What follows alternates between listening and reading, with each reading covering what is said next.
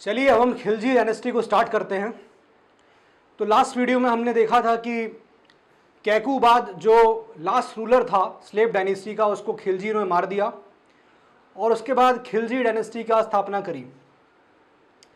अब जब खिलजी डायनेस्टी की बात आई तो चीज़ें कुछ ऐसी थी कि जलालुद्दीन खिलजी का नाम आगे बढ़ाया गया कि उसको दिल्ली के सुल्तान बनाया जाए।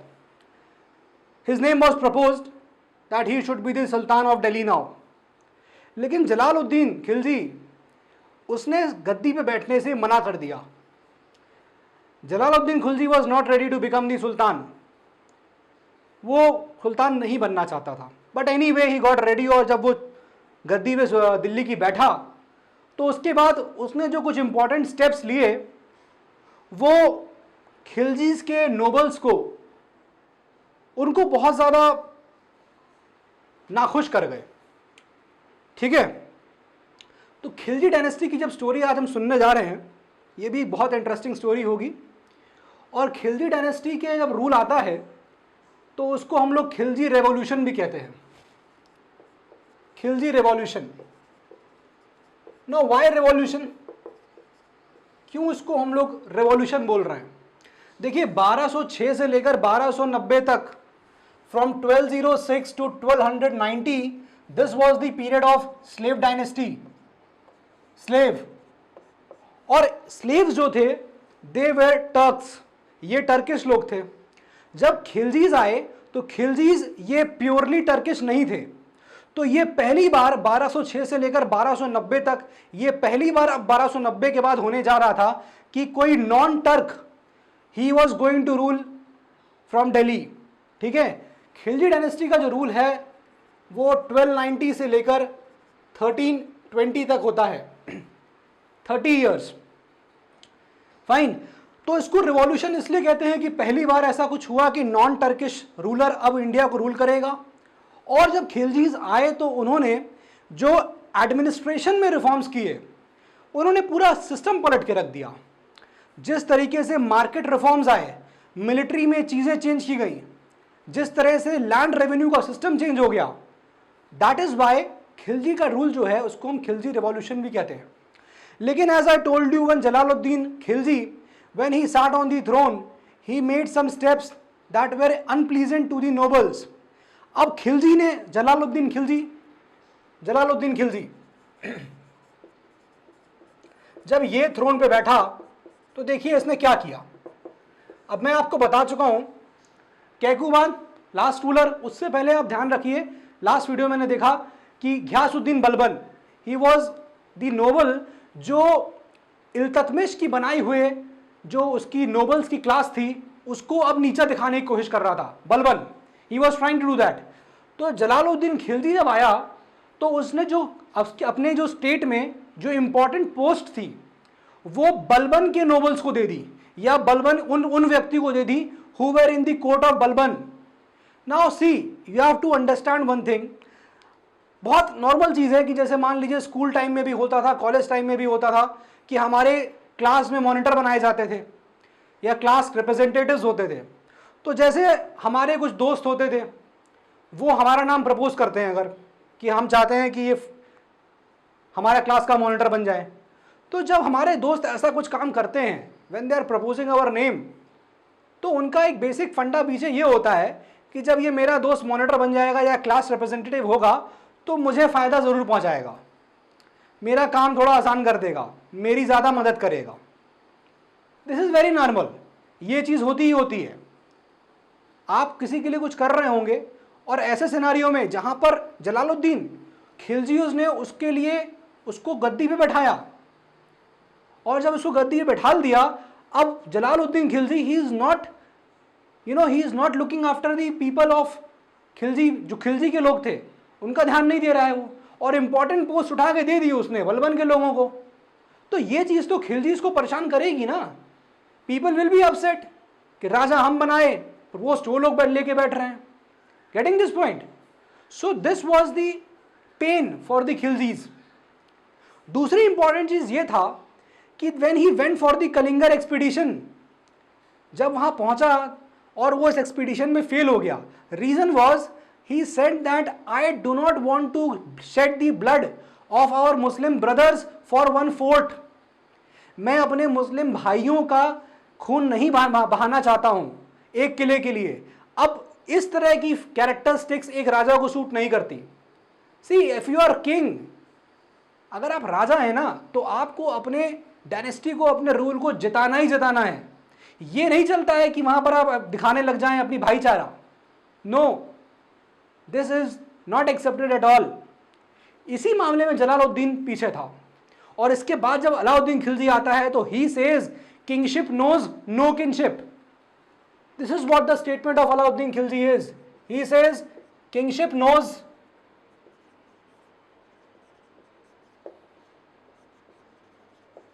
No kingship. वेरी इंपॉर्टेंट चीज उसने जो बोल दी। राजशाही को भाईचारा नहीं आता, किंगशिप नहीं पता क्या होती। क्लियर? तो अलाउद्दीन खिलजी के ये steps, when he comes to the throne, giving the important post to the people of Balban, Kalinjar expedition में एक्सक्यूज देना, now all these things they were very depressing for the Khilji people. So the generous attitude of Jalaluddin Khilji, the immature attitude, all these things से अब Khilji dynasty लोग परेशान होने लगे।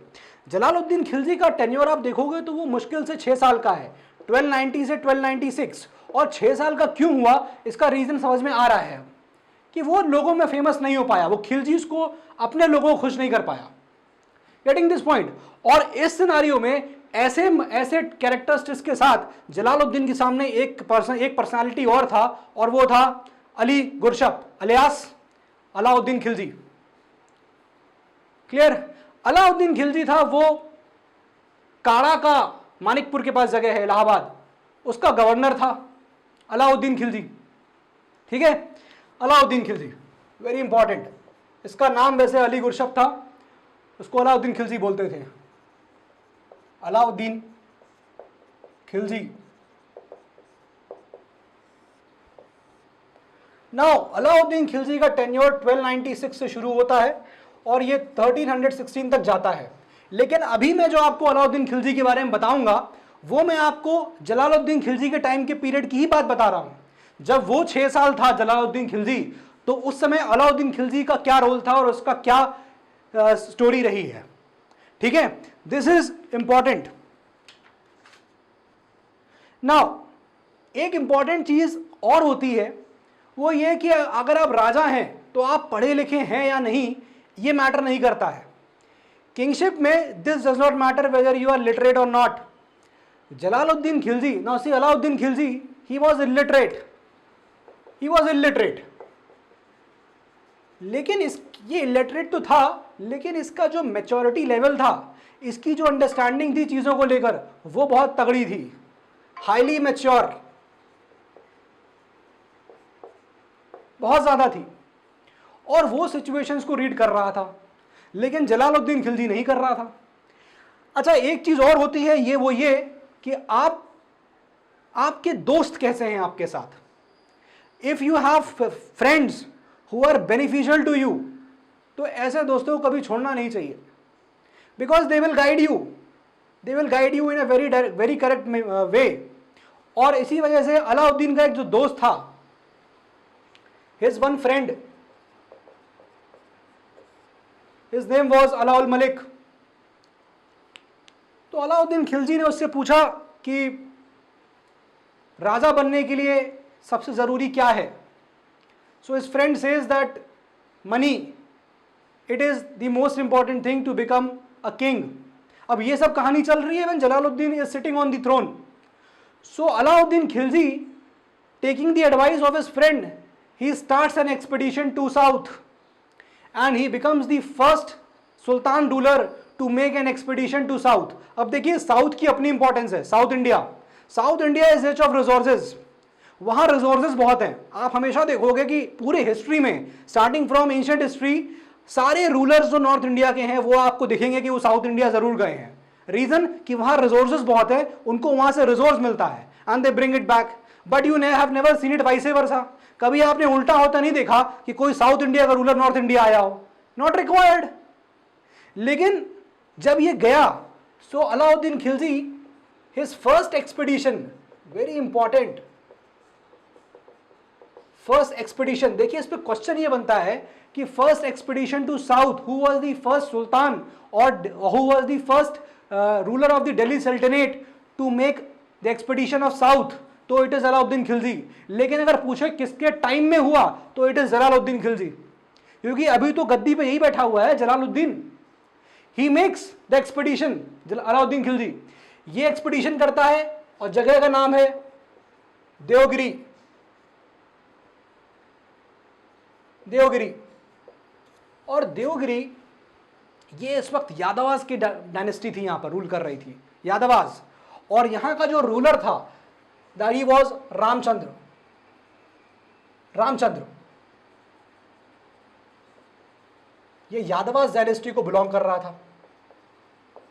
तो अलाउद्दीन खिलजी जो है वो यहां एक्सपीडिशन करता है देवगिरी में, और वहां से वहां का सारा रिजोर्स लूटपाट करके वापस ले आता है। जब वो वापस आता है, when he returns back, तो जलालुद्दीन खिलजी को पता चलता है कि अलाउद्दीन खिलजी ने एक्सपीडिशन किया है। लेकिन बड़ी चीज ये थी कि अलाउद्दीन खिलजी ने एक्सपीडिशन बिना सुल्तान के पूछे कर लिया। Now this was outside the protocol. कोई गवर्नर बिना सुल्तान से पूछे कैसे एक्सपीडिशन कराया? क्लियर? अच्छा, अलाउद्दीन खिलजी का रिलेशन क्या है जलालुद्दीन से? Alauddin Khilji is the son-in-law. Now, if you have seen that movie, Padmavat, Jalaluddin Khilji की डॉटर थी मेहरुन्निसा, उसकी शादी होती है अलाउद्दीन खिलजी से, ये उसका होता है दामाद। आप मूवी में देख रहे हो ना, अगर आप मूवी देखोगे तो you have seen Mehrunnisa is again taunting at Alauddin Khilji, taunt कर रही है that you are everything because of my father. ठीक है, तो जब अलाउद्दीन खिलजी वापस आता है तो जलालुद्दीन को पता चलता है और Jalaluddin orders to bring Alauddin Khilji in the court. Jalaluddin कहता है अलाउद्दीन खिलजी को लेके आओ कोर्ट में मेरे, और जब कोर्ट में पहुंचता है तो अलाउद्दीन नहीं जाता है, अलाउद्दीन का भाई जो है वो कोर्ट में पहुंचता है जलालुद्दीन के सामने, and he says to Jalaluddin that he is really frightened from you because he has broken the protocol and he has done the expedition, इसलिए वो आपसे बहुत डरा हुआ है। तो बेटर ये होगा that you come and meet him, आप चलिए मेरे साथ और उससे मिल लीजिए। ठीक है, now this is the biggest mistake done by Jalaluddin Khilji कि वो मिलने के लिए चल देता है। आप राजा हो, how can you go and meet the superiors? बस दामाद है तो इसलिए चल दिए। He goes, and when he was going with the brother of Alauddin Khilji, तो नदी किनारे पहुंचते हैं with the entire army. Now here the brother says to Jalaluddin Khilji कि अपनी आर्मी को यहीं छोड़ दीजिए, अगर अब आप आर्मी को लेकर आगे बढ़ेंगे तो Alauddin Khilji will run away fearing that you are coming to punish him. वो भाग जाएगा, उसको लगेगा कि आप उसको पनिश करने के लिए आ रहे हो क्योंकि उसने प्रोटोकॉल तोड़ा हुआ है। जलालुद्दीन खिलजी ये बात ही मान लेता है, and this was the second blunder. और जब जलालुद्दीन खिलजी अलाउद्दीन के पास पहुंचता है तो अलाउद्दीन खिलजी वहां उसको देख के अलाउद्दीन खिलजी के पैर में गिरता है। He bends in front of Jalaluddin Khilji, और जब जलालुद्दीन खिलजी उसको उठाने के लिए को झुकता है तो पीछे से उसके दोस्त जलालुद्दीन खिलजी का गर्दन काट देते हैं। And the chapter of Jalaluddin Khilji was over. Alauddin Khilji देखिए मतलब से काम किया, कोई मतलब नहीं है कि ससुरे कौन है, मतलब डायनेस्टी को दिक्कत में डाल रहा था Jalaluddin. He was putting dynasty in problem and this was the biggest problem for the other nobles also. और अलाउद्दीन ने जो किया ये डायनेस्टी के हक में किया। See, this is what the people who work with interest, they are हमेशा जीत जाते हैं। हमेशा इंटरेस्ट से काम करिए। Getting this point? तो जलालुद्दीन का चैप्टर यहां क्लोज हो जाता है और अलाउद्दीन खिलजी अब सुल्तान हो जाता है। क्लियर? इसको आप लोग नोट करना चाहें नोट कर सकते हैं। हम लोग अगली स्लाइड से शुरू करते हैं।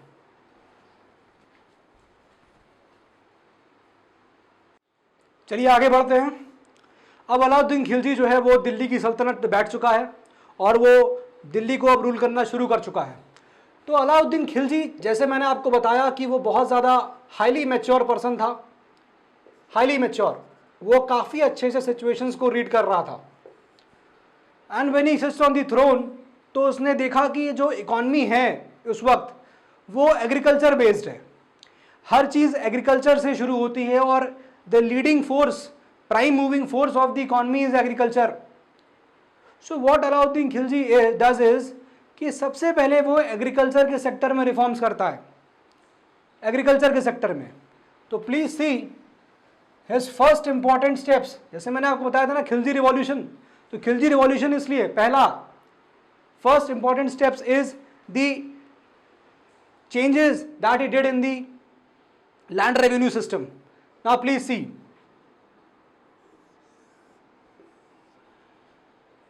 पॉइंट नंबर ए, पहला चेंज उसने क्या किया, he started पैमाइश।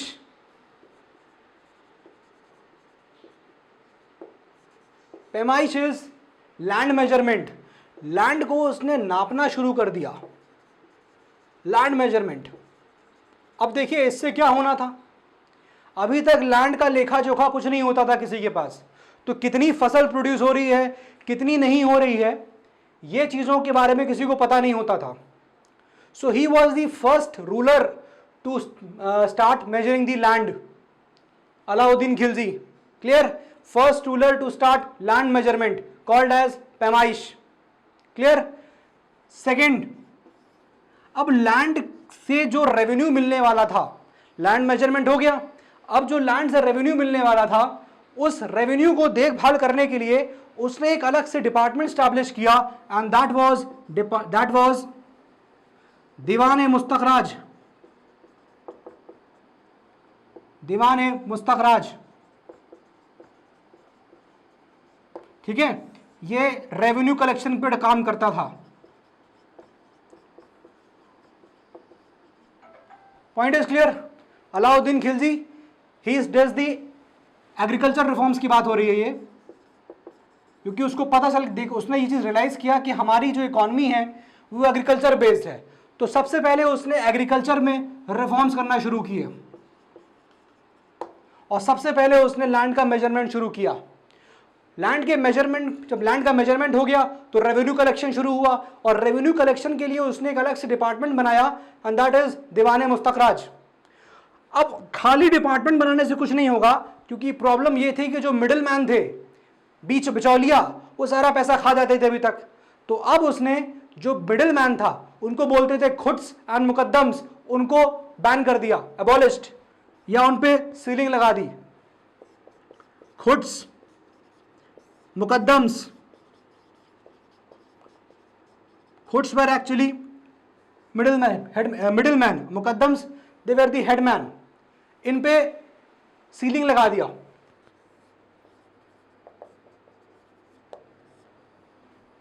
Clear, agriculture reforms में।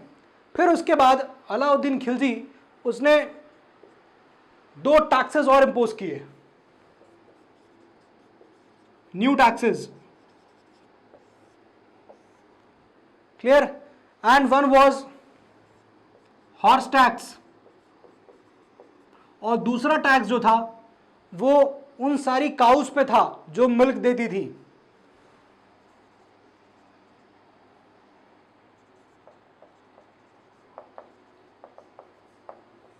Clear, this were the agriculture reforms of Alauddin Khilji, और ये बहुत ज्यादा इंपॉर्टेंट चीज है, ठीक है। अच्छा, एक चीज जो उसमें रह गई वो ये कि इस एग्रीकल्चर रिफॉर्म से होने क्या वाला था, what was the advantage that Alauddin saw in doing such reforms. पहला तो उसको ये दिखा, नंबर 1 एडवांटेज नंबर 1 ये दिखा उसको कि एक तो डायरेक्ट लिंक स्टार्ट हो जाएगा, direct connection between those who are tilling this field and the state. Directly जो लोग फील्ड में काम कर रहे हैं वो और स्टेट यानी गवर्नमेंट जो उस वक्त सल्तनत थी, डायरेक्ट लिंक में आ जाएंगे, ठीक है। तो डायरेक्ट कनेक्शन बिटवीन कौन कौन, tillers of soil, tillers and the sultan, पहला एडवांटेज। और दूसरा एडवांटेज इससे ये होने वाला था कि लैंड रेवेन्यू में जो अभी तक रेवेन्यू कलेक्ट हो रहा था, अब वो रेवेन्यू ज़्यादा कलेक्ट होगा, तो इंक्रीज इन लैंड रेवेन्यू। ऐसा कैसे इंक्रीज हो गया? क्योंकि अभी तक तो जो चीज़ें थी वो कहीं लिखित में तो थी नहीं, तो जब लिखित में नहीं थी तो बिचौली जो थे सब पैसा मार लेते थे। अब ऐसा नहीं हो सकता था, क्योंकि हर चीज़ अब प्रॉपर तरीके से हो रही थी, पैमाइश थी, लैंड मेजरमेंट का तरीका था, उस तरीके से लैंड मेजर हो रही थी। एक अलग से डिपार्टमेंट बन गया कि वो डिपार्टमेंट खाली लैंड रेवेन्यू कलेक्ट करेगा, जो मिडिल मैन थे उनको उसने खत्म कर दिया, और न्यू टैक्सेस कुछ कुछ थे, हॉर्स टैक्स, इन सबको उसने लगा दिया। एडवांटेज उसको दो दिख रहे थे। Clear? This was the agriculture reform of Alauddin Khilji. ठीक है, इसको आप नोट डाउन कर लीजिए, इसके बाद हम लोग शुरू करते हैं उसके मिलिट्री रिफॉर्म्स। Please copy. चलिए हम आगे बढ़ते हैं। अब अलाउद्दीन खिलजी के हम लोग मिलिट्री रिफॉर्म्स देखते हैं। मिलिट्री रिफॉर्म्स, एग्रीकल्चर में उसने बहुत सारे रिफॉर्म्स कर ही दिए थे, और अब वो मिलिट्री रिफॉर्म्स भी करना चाहता था। अब जो अलाउद्दीन खिलजी था वो जो है वो दूसरा सिकंदर बनना चाहता था। He wanted to become the second Alexander, और इसीलिए वो अपने दोस्त से कहता था that let us conquer the entire world, let us move outside and conquer the world. ठीक है, इस ऑब्जेक्टिव को पूरा करने के लिए उसने मिलिट्री में कुछ कुछ रिफॉर्म्स करना शुरू किए, क्योंकि ज़रूरी था मिलिट्री में रिफॉर्म करना। तो लेट अस सी, छोटा सा पोर्शन है कि क्या क्या उसके मिलिट्री रिफॉर्म्स थे। देखिए, सबसे इंपॉर्टेंट चीज़ ये थी उसने मिलिट्री रिफॉर्म में जो करी, नंबर 1 वेरी इंपॉर्टेंट, उसने एक स्टैंडिंग आर्मी बनाई। पहले तो permanent standing army, very important, permanent standing army. अब देखिए, जो उसने एग्रीकल्चर रिफॉर्म किए थे उसमें उसने लैंड रेवेन्यू कलेक्ट करना शुरू किया, और लैंड रेवेन्यू जो है वो कैश में कलेक्ट होना शुरू हो गया, कैश। तो अब ये जो सोल्जर्स उसने डिप्लॉय किए, अपनी आर्मी में रखे, उनको वो कैश सैलरी भी देने लग गया था। So he made a standing army, जो सबसे जरूरी है। क्लियर?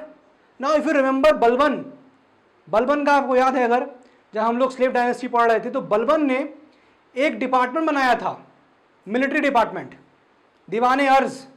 लेकिन अलाउद्दीन खिलजी ने मिलिट्री की एक फौज बनाई, परमानेंट स्टैंडिंग आर्मी। क्लियर? दूसरा इंपॉर्टेंट चीज उसने वो ये किया मिलिट्री रिफॉर्म्स में, he brought a concept of दाग। अब दाग क्या था? देखिए, दाग का मतलब यहां सिंपली इंग्लिश में समझे अगर तो मार्क। अब वो इसमें क्या कर रहा था कि हॉर्स की क्वालिटी को चेक रखने के लिए, that the horses are of good quality, क्योंकि वो दुनिया पे कब्जा करना चाह रहा था, और जब वो ऐसे एक्सपीडिशंस पे निकलेगा तो उसके घोड़े बहुत अच्छी क्वालिटी के होने चाहिए। इसलिए वो हॉर्सेस पे दाग लगवाने लगा, एक मार्क लगाने लगा, that the horses are of good quality. This was the second reform that he did in the military reforms, dagh. Clear? Third, he brought a concept of चेहरा। अब ये क्या था चेहरा? दिस वॉज डन, चेहरा मतलब यहां सिंपली ये था कि biometric identification of the soldiers. अगर आज की भाषा में समझना चाहें तो बायोमेट्रिक इंफॉर्मेशन। क्यों? ताकि कोई सब्सटीट्यूट सोल्जर ना आ जाए। ठीक है, तो चेहरा वॉज, हम लिख सकते हैं बायोमेट्रिक आइडेंटिफिकेशन, बायोमेट्रिक इंफॉर्मेशन, और we can say of the soldier. और ये क्यों किया गया था? ताकि कोई डुप्लीकेट सोल्जर या फिर सोल्जर का सब्स्टिट्यूशन ना हो जाए। परमानेंट स्टैंडिंग आर्मी, दाग, चेहरा, and the next concept that he brought is of हुलिया। हुलिया is nothing but the descriptive information about the soldier. तो उन्होंने मतलब ये कुछ लिस्ट में कुछ चेंजेस थे, डिफरेंसेस थे। चेहरा आप समझ रहे हैं, फेस आइडेंटिफिकेशन टाइप की चीज थी, एंड हुलिया इज लाइक यहां पर पूरा डिस्क्रिप्शन था पूरे सोल्जर का। क्लियर?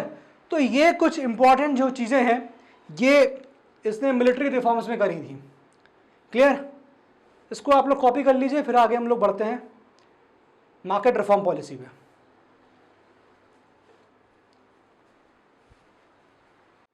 चलिए आगे बढ़ते हैं। अब हम लोग अलाउद्दीन खिलजी ने अपने टेन्योर में, जो उसका 20 साल का टेन्योर था फ्रॉम 1296 टू 1316, उस 20 साल में उसने अपने मार्केट रिफॉर्म्स भी किए। अच्छा, ये मार्केट रिफॉर्म्स आए क्यों? चूंकि अब सोल्जर्स को सैलरी जो है वो कैश में मिलने लगी थी। Now people were having cash, soldiers के पास कैश था, तो अब चीज़ों के सामानों में, सामान जो थे, कमोडिटीज़ थे, उनके प्राइसेस फ्लक्चुएट हो सकते थे या होने लगे थे। इसी वजह से अलाउद्दीन खिलजी को मार्केट रिफॉर्म्स करना पड़ा। ठीक है, so we can say the reason है कि the introduction of paying the salaries in cash, ठीक है, this led to coming up of market reforms. Now please listen to this market reform very carefully. मतलब Alauddin Khilji he did a wonder thing, गजब कर दिया था उसने। Number 1 in the reforms, please see this. सबसे पहला काम जो उसने मार्केट रिफॉर्म में किया वो ये कि he fix the prices of all the essential commodities. उसने प्राइसेस को फिक्स कर दिया। सर 20 साल तक कोई प्राइस बढ़ा ही नहीं। Very big challenge for any government. First point, fixed the prices of what, essential commodities. ठीक है, एसेंशियल कमोडिटीज के प्राइसेस उसने फिक्स कर दिए। क्लियर? अब सेकेंड चीज क्या हुआ, फिर उसने मार्केट स्टैब्लिश किया। मार्केट, इस्टैब्लिश्ड मार्केट, और उस मार्केट में उसने 4 तरीके की मार्केट को स्टैब्लिश किया। 4, number 1, this was related to grains, खाद का। Number 2, this was related to clothes, कपड़ों का। Number 3, he made a market of animals, यहां कैटल्स एक्सेट्रा सब मिलते थे। And number 4 was a miscellaneous market, जहां बाकी सामान मिलता था। तो उसने इस तरीके से मार्केट्स का डिवीजन कर दिया था। प्राइसेस को फिक्स कर दिया, मार्केट का डिवीजन कर दिया।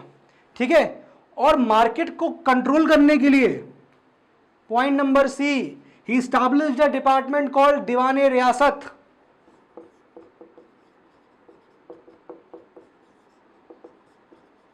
दीवाने रियासत, ये किस लिए था? To control the market. ये डिपार्टमेंट सिर्फ मार्केट को कंट्रोल करेगा। फोर्थ, ठीक है, फोर्थ, और जब इतना कुछ कर दिया, so all the speculations and the black, जो ब्लैकिंग होती थी चीज कमोडिटीज की, वो खत्म हो गई। ठीक है, सो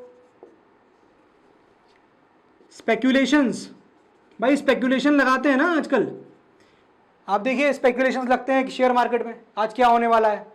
तो इस तरह के स्पेक्यूलेशंस को उसने चांसेस खत्म कर दिए ताकि किसी तरह का शंका ना पैदा हो। तो speculations and black marketing,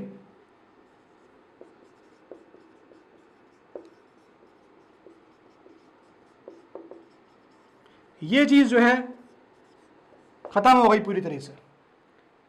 clear? This was the market reforms.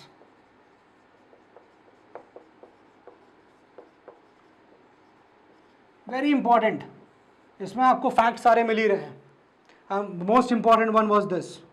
ऐसे ही पूछता है दीवाने रियासत क्या है, तो आपको मैच करना पड़ सकता है। ठीक है, इस तरह से है, टू कंट्रोल दी मार्केट, या मार्केट से रिलेटेड था, इकोनॉमी से रिलेटेड है, all these things. Fine, you can copy this down. इसके बाद हम अलाउद्दीन खिलजी के जो एक्सपीडिशंस हैं उसको देखते हैं। Please copy. चलिए हम आगे बढ़ते हैं। We have seen the agriculture reforms जो अलाउद्दीन खिलजी ने किए। अलाउद्दीन खिलजी ने एग्रीकल्चर रिफॉर्म्स में एक प्लेटफॉर्म दिया जिसको शेर शाह सूरी ने बाद में एक स्ट्रक्चर बनाया और उसको अकबर ने सारे डिफेक्ट से रिमूव कर दिया था। Then we saw the military reforms and then we saw the market reforms. अब इतना सब इम्प्रूव करते वक्त Alauddin Khilji was on two very big expeditions, और खिलजी की जो फार साइटिंग थी वो बहुत अच्छी थी। खिलजी के टाइम मतलब Khilji he was fighting with the Mongols also, and it is maximum times Alauddin Khilji के जब मंगोल्स से क्लैश होता है। Alauddin Khilji sent his army 6 times to fight the Mongols, 6। ठीक है, अब आप जरा अलाउद्दीन खिलजी की स्ट्रैटेजी देखिए। अलाउद्दीन खिलजी क्या करता है कि when he moves toward south, अब साउथ का मैंने आपको बताया कि वो देवगिरी गया था और वहाँ पर उसने उसको लूटा था डेक्कन में, और उस वक्त वहाँ का राजा रामचंद्र था।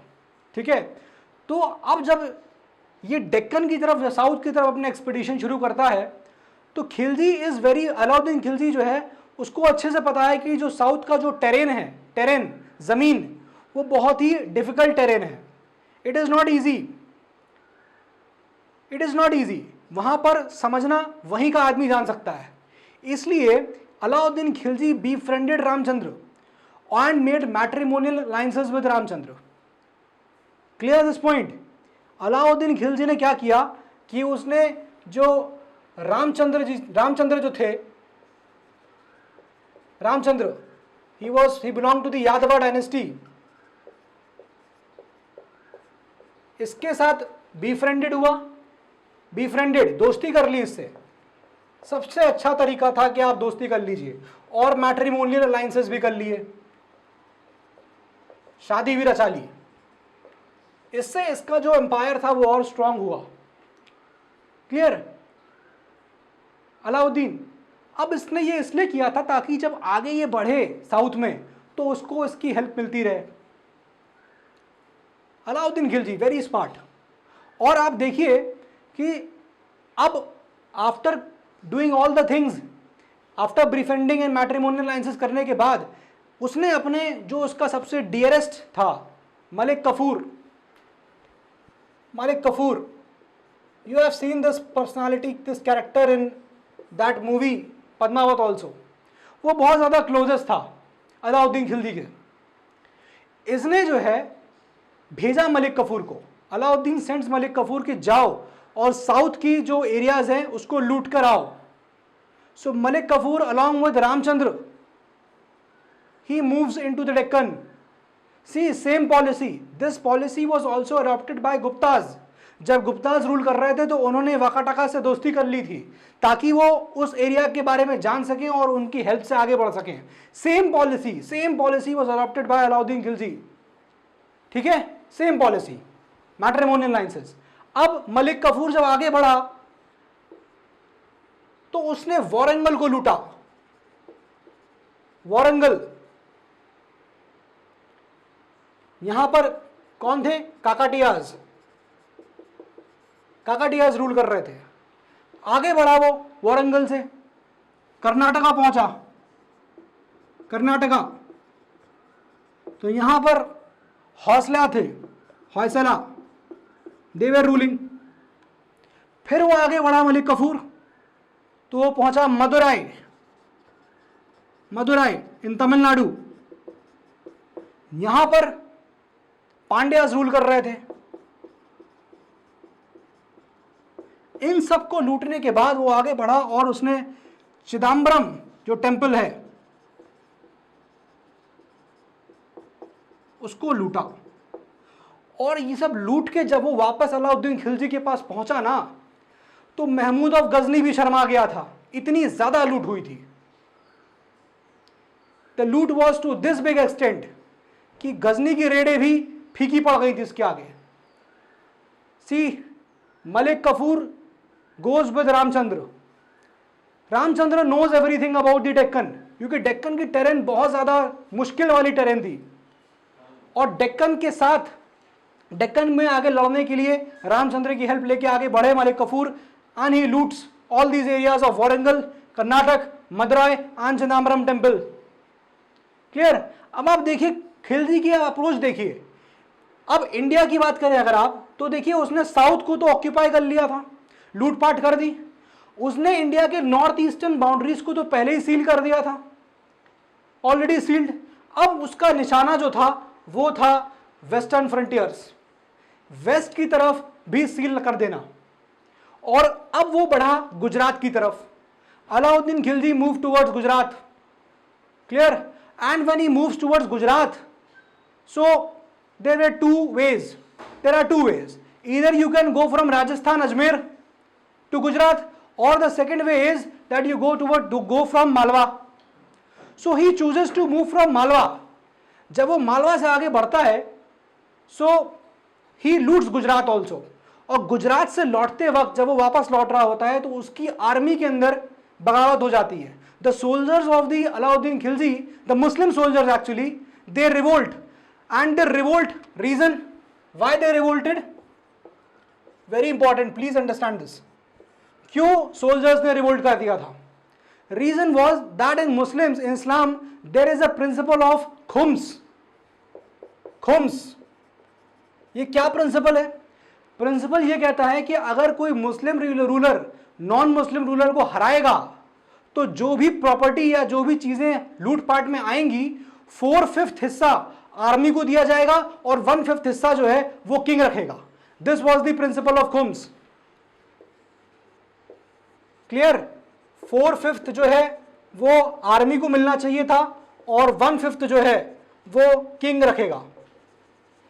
अब इस प्रिंसिपल की याद जो है उसके सोल्जर्स ने अलाउद्दीन खिलजी को दिलाई कि you are not sharing the property और the loot according to the principle of khums, we are not going to help you, हम आपका साथ नहीं देने वाले हैं।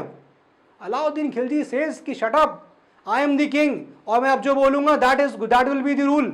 ये कोई रूल नहीं है, खुम्स बकवास है।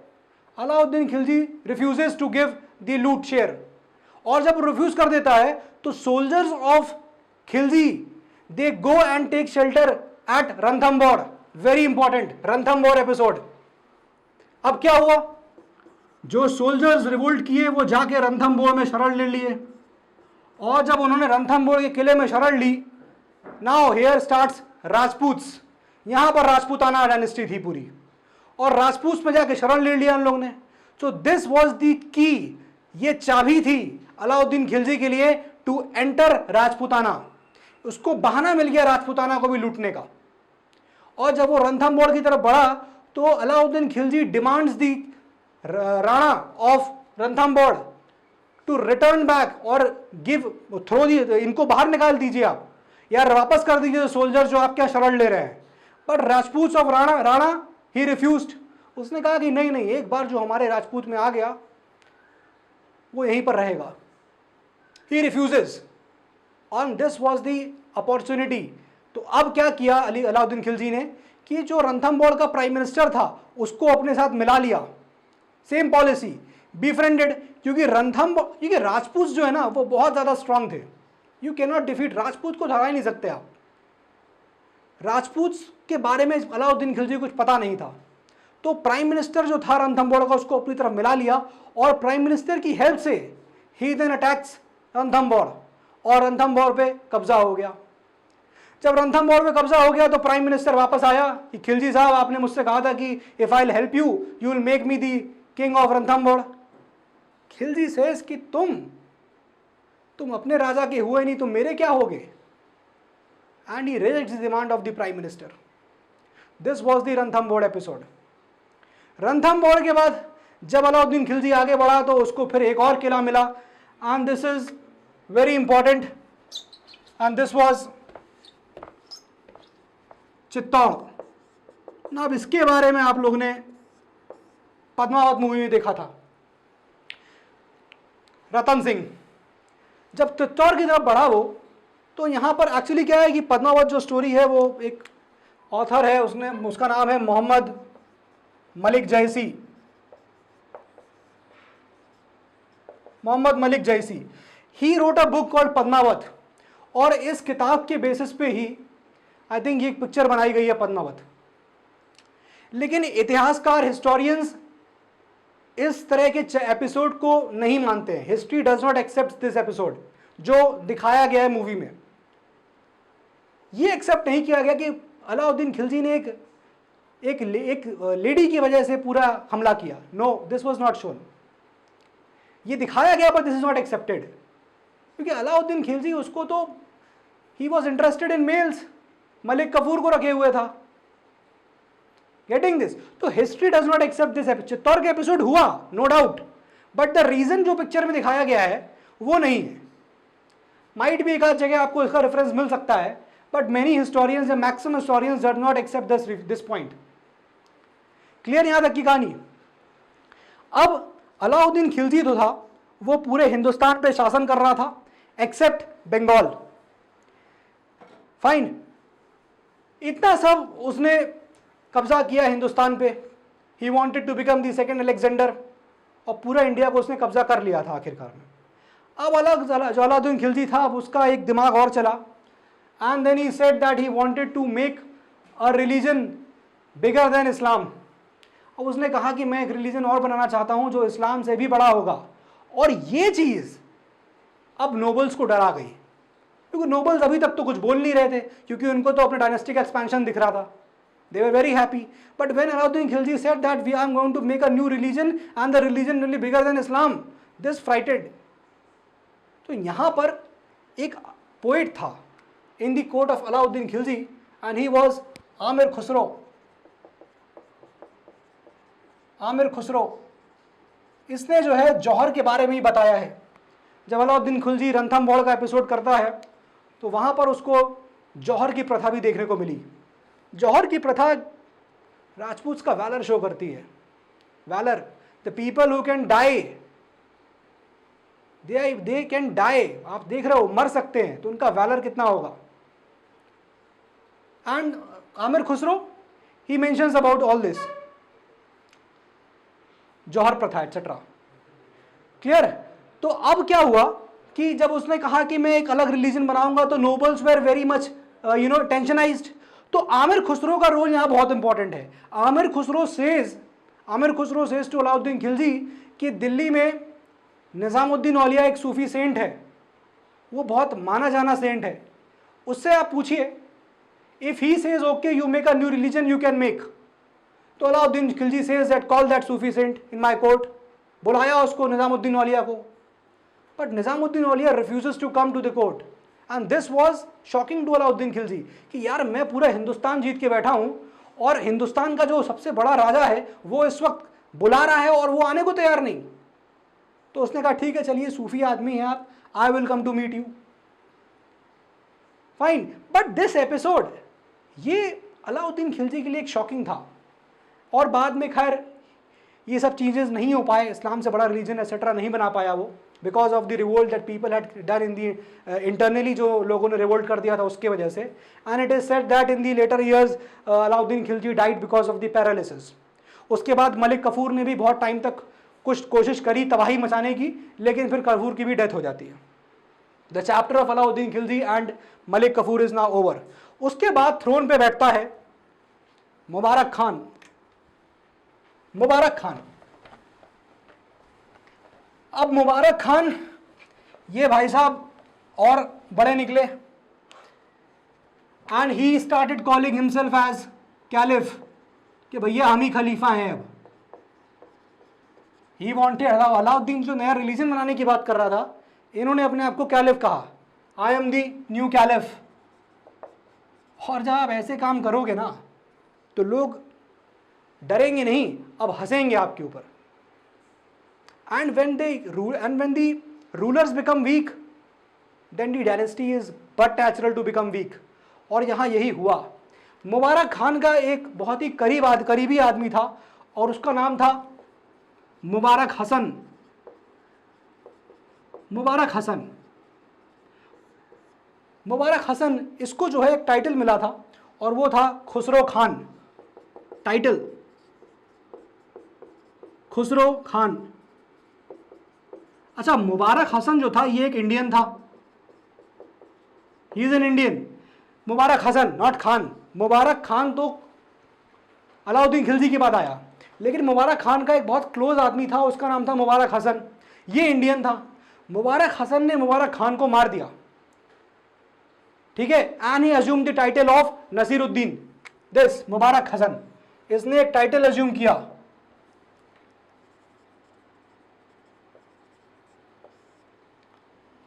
And the title was Naseeruddin.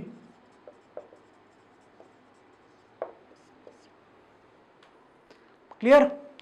अब क्या हुआ, मुबारक हसन ने मार दिया मुबारक खान को, और मुबारक खान को जो उसको नाम दिया गया वो था खुसरो खान। तो अब मुबारक हसन जो है वो गद्दी पे बैठ गया। अब जब मुबारक हसन थ्रोन पे बैठ गया, ही sits on the seat of सल्तनत, जब ये सुल्तान बन गया, तो अब नोबल्स जो थे खिलजी के, उनको ये रास नहीं आ रहा था। Reason was simple, they were saying यार ये इंडियन है, ये क्या हमको रूल करेगा। सो दीज नोबल्स, जो खिलजी के नोबल्स थे, दे स्टार्टेड यूनाइटिंग, और उन्होंने तुगलक्स के साथ यूनाइट करना शुरू कर दिया। द खिलजीज जो नोबल्स थे, खिलजी नोबल्स, वो तो मुबारक हसन को एक्सेप्ट नहीं कर रहे थे क्योंकि वो इंडियन था। तो दीज खिलजीज जो नोबल्स थे वो यूनाइट होना शुरू हुए, स्टार्टेड यूनाइटिंग, एंड जिस आदमी के साथ उन्होंने यूनाइट किया उसका नाम था Firoz Shah Tughlaq, sorry Ghiyasuddin Tughlaq. His name was Ghiyasuddin Tughlaq. और यहां से तुगलक डायनेस्टी की स्टार्टिंग हो गई। क्लियर। लास्ट अलाउद्दीन खिलजी के बाद मुबारक खान आया, मुबारक खान को मारा मुबारक हसन ने। मुबारक हसन, उसका नाम उसको टाइटल मिला खुसरो खान का, और खुसरो खान ही फिर उसके बाद रूल करने लगा। ही वॉज एन इंडियन, और जब ये इंडियन था उसको नोबल्स खिलजी एक्सेप्ट नहीं कर रहे थे। जब उसको एक्सेप्ट नहीं कर रहे थे तो ये नोबल्स थे, they started uniting, and they started uniting with a person, उसका नाम था Ghiyasuddin Tughlaq, and this led the foundation of Tughlaq dynasty in India. And Khilji dynasty का चैप्टर यहां खत्म हो जाता है। क्लियर। ठीक है, चलिए आप लोग इसको कॉपी कर लीजिए। नेक्स्ट वीडियो से we will start with the Tughlaq dynasty.